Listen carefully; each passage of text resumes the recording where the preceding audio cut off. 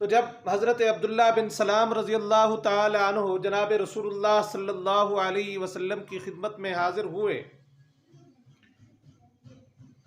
تو چہرہ نبوت کو دیکھتے ہی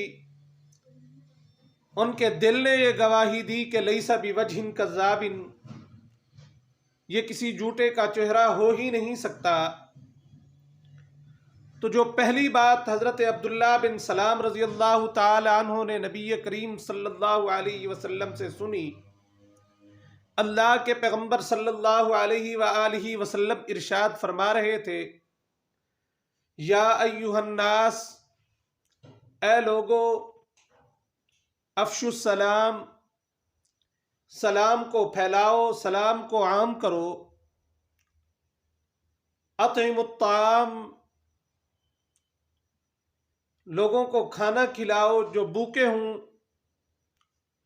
ان کے لیے کھانے کا بندوبست کرو، واصلوا الارحام،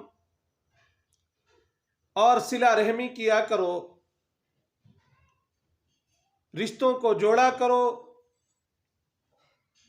قطع تعلقی نہ کیا کرو، صلوا باللیل والناس نیام، جب دنیا سوئی ہوئی ہو اس وقت تم اللہ کی دربار میں جھکا کرو، نماز پڑھا کرو، رات کے وقت میں اپنے رب کی عبادت کیا کرو، نماز پڑھا کرو، اور فرمایا تدخل الجنت بالسلام، جس وقت تم یہ 4 کام کرو گے تو سلامتی کے ساتھ جنت میں داخل ہو جاؤ گے۔